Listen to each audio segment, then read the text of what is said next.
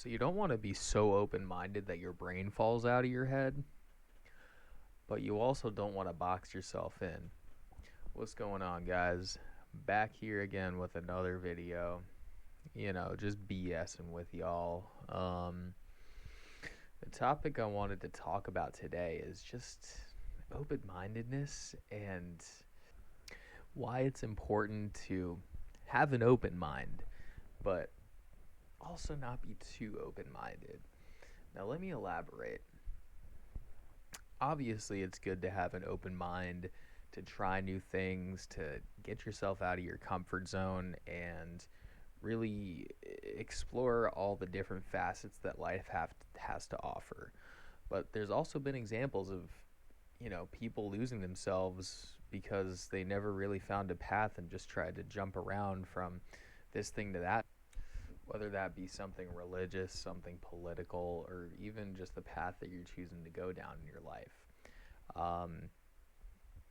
People that don't have that moral structural foundation, it can be, I don't want to say good, because I think we should all have a moral foundation, and I think knowing basic right from wrongs is just a default to being a decent human being. But if you're young or you're impressionable or something, especially with the internet, you start going down all these extreme rabbit holes, because it really seems like a lot of these algorithms, they they kind of try to feed us the most extreme version of whatever political stance that, or whatever it is that they think that based off of their data that they have of us, that they think would most resonate with us. And yeah, you see it a lot with these younger generations, just people going to these political extremes. And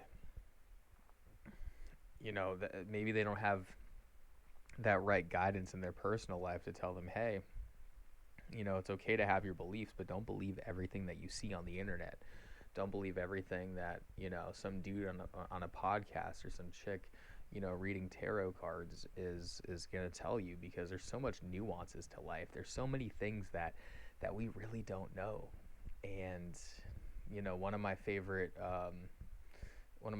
philosophical quotes is, a truly wise man knows that he knows nothing. And I think that encapsulates both ends of the spectrum of being open-minded, or just being too close-minded. You have to know that at the end of the day, there's so much unknown out there, and there's an infinite amount of options. You're never going to be able to do every single thing that the world has to offer. At some point in your life, you kind of have to lock down and find your niche. And that point where they discover what their niche is a different time for everybody.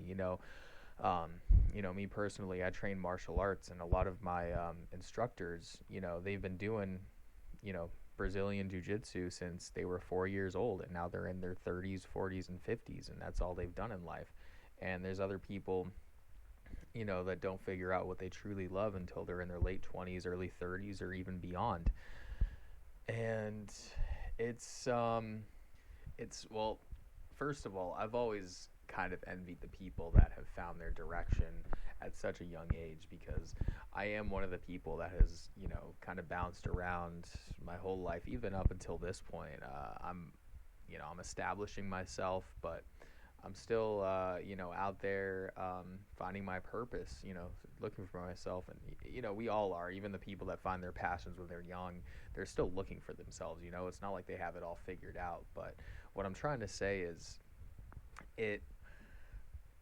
in that process of finding yourself and finding out what you like and who you are, especially the people that, speaking from experience, the people that do find it later in their lives, it can be a slippery slope. And I've gone down some dark paths in my life, experimenting and exploring and trying to find, trying to fill the void of trying to find something deeper. And, thankfully I'm one of the lucky ones that made it out okay. But there's a lot of people that I know that did not make it out okay.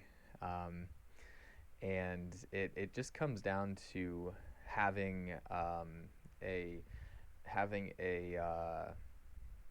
having the wisdom to keep yourself centered. No matter how far down the rabbit hole you go, you always got to stay centered. You always have to have that consciousness in the back of your head, that presence and that awareness to maybe take a step back and look at the bigger picture of what you're truly doing, even if it seems on the surface like what you're doing is the right is the righteous and right thing. Um, it's a very fine line. And on the opposite end of that spectrum, um, a lot of kids who are raised in really strict households and you know um, are taught there's only one way of thinking and believing, and you have to follow this path, or else you're not righteous in the eyes of whoever's judging you. I don't think that's the right way to look at things, especially um, kids. And I'm not a parent. I don't have kids, so I'm sure any parents watching this can probably know more than I do. But it's it's the dilemma of life of God gave us free will to go and do and explore what we want to do, and now that we have the internet and technology at our fingertips, we can go and explore and look at any niche that um, that the imagination can come up with. And that's why you see all this all these crazy countercultures now that are kind of not pushed to the mainstream, but you hear about it. You hear about these things that you never would have heard of 30 years ago because it was just so deeply niche. But it's all coming to the surface now just because of how interconnected we all are. So it's a fine line that even I don't know where the boundaries are. I guess if I had to draw them in a very general sense, as long as you're not hurting anybody else, and most importantly, you're not hurting anybody else, especially the innocent, kids, animals, women, whatever that may be. As long as you stay within those parameters, you should be all right. But more people are susceptible to certain pitfalls than others are, and you have to find that within yourself. And it seems like a common theme of my videos is speaking to people my age or in my age range, which is mid to late 20s, even early 20s, just in your 20s in general. And that's why I feel like this topic is relevant to the stuff that I talk about on my YouTube channel, because your 20s really is your time to really deeply experiment with those types of things. And there's nothing wrong with that. There's nothing wrong with that. It's just, I guess some examples I can give is in, the stuff that I put my focus into, martial arts. Will stay on that topic. I've never really done any performance enhancers, any steroids or anything like that. I just don't believe in it. If you do it, more power to you. I'm not here to judge you, but it's those things to where I want to fully immerse myself in this art, in this culture, in this physical activity. But I don't want to take it to these extremes. That's just me. I'm not, as a man, I'm not the most competitive person in the world. I know that's weird to say as a martial artist, but I'm more I'm more in it just for the vibes. I'm more in it just for the health aspect of it and the confidence aspect of it. I'm not really in it to be the most dominant in the world, and that's just me. That's just coming from my perspective. In the field of work that I'm in, I'm in the trades. There's a lot of people that will push these crazy hours of work. Now, granted, they got families and kids, and they need the money to support them, of course. But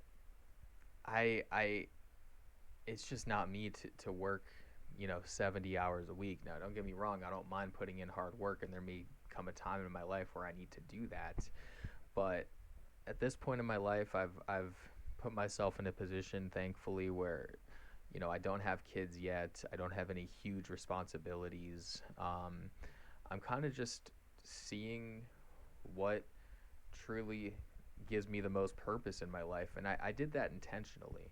I knew I didn't want to make any of those life changing decisions like getting married or having kids or, doing any of those things that puts a huge deal of responsibility over your head until I am fully 100% ready. And if you're in that position that I am, I encourage you to do the same. Um, if you want to go try out that thing, if you want to go explore that rabbit hole, if you want to go pursue that skill, I think you need to do it. You need to show yourself that you're capable of doing it, but within boundaries. Within boundaries. And that's just what I believe. I don't mean to preach. I hope I don't sound preachy. This is just stuff that I tell myself that I want to put out there on the internet because it's helped me get to the point to where I'm at so far. I've tried a lot of different things in my life, and the things that I've went overboard with, I always end up regretting to a certain degree, because I am kind of an all or nothing person, and I can have an addictive personality, and I can have like that thirst for knowledge, that thirst to dig deep below the surface and see what's really down there, like that OCD, that compulsiveness, and that's where I feel like your brain could fall out if you don't have yourself on a leash. So this is just words of wisdom to anybody wanting to really dig deep and find the deeper meanings in things. Just tread lightly and go into it with you know with the foresight to know that um, it's okay to thirst for knowledge, and it's okay to have an open mind, but don't don't don't let your mind control you. Always be in control of your mind. So that's all I really wanted to talk about. Thanks again for everybody listening. I appreciate y'all. I hope you're enjoying the videos, liking and subscribing and engaging in this. Let me know what you guys think about this whole topic. I mean, is it better to be more open-minded or just play it safe and, take the simpler route? Let me know what y'all think. Let me know what you guys think of the videos. I appreciate you as always. Y'all have a good one. Peace.